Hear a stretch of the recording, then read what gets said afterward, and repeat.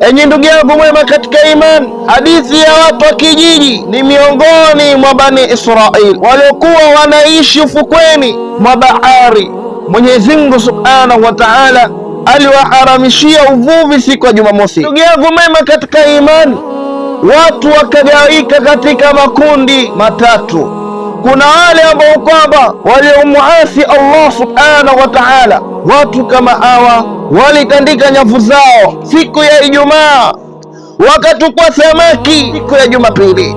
Lengo lao wanaziweka zile nyavu zao, kisha baada ya kuwa washaziweka zile nyavu zao, siku ya Jumamosi hawaendi baharini, bali wanaenda siku ya Jumapili, wanakuwa ni wenye kuwachukua wale samaki ambao kwamba walikuwa wameweka mitego ili wale samaki waje wenye kujaa katika zile nyavu. Kundi la pili, ndugu yangu mema katika imani, kuna wale ambao kwamba walikuwa ni wema, wenye kunasihiana. Watu kama hawa wakawa ni wenye kukataza ule uovu wao na kusema, ili tuwe na udhuru mbele ya Mola wetu na uenda wakamcha Mwenyezi Mungu Subhanahu wa Ta'ala. Tu kama hawa walivyoona wenzao wameenda wanafanya mambo ambayo kwamba ni mambo ya makosa, wakawa ni wenye kuwanasihi na kuambia kuwa haya mnayoyafanya si mambo mema, bali ni mambo ambayo kwamba yanaumuudhi Allah Subhanahu wa Ta'ala, na mambo yao huenda Mwenyezi Mungu akakasirika,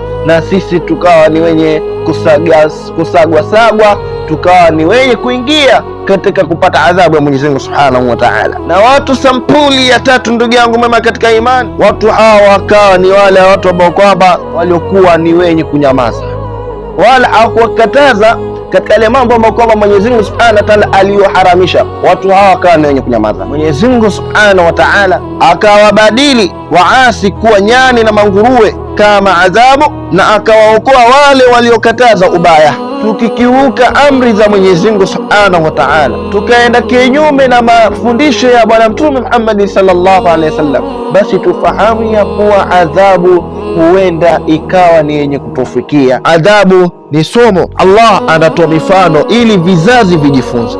Na jambo lingine, takwa, ucha Mungu. Ukiwa na ucha Mungu kisawasawa na ukafahamu yale ambayo kwamba Mwenyezi Mungu Subhanahu wa Ta'ala aliyoamrisha na aliyoyakataza, basi ikiwa wewe ni mu'min, hauwezi ukaenda kinyume na mafundisho ya Mwenyezi Mungu Subhanahu wa Ta'ala, basi himma yako inakuwa ni mwenye kuwa na juhudi katika kuendea yale ambayo kwamba yanayompendeza Allah Subhanahu wa Ta'ala.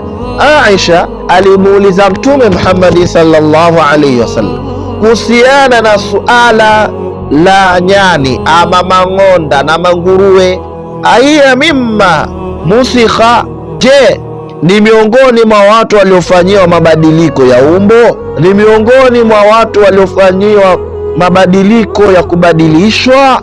Mtume sallallahu alayhi wasallam akamjibu Aisha akamwambia, kajibu, hakika Allah Subhanahu wa Ta'ala hakufanya mabadiliko ya umbo yawe ni vizazi wala uzao. Wa innal qiradata wal khanazira, lakini hakika nyani na manguruwe kanat qabla dhalik, walikuwepo kabla ya hapo. Kunyamaza juu ya haki ni shetani bubu.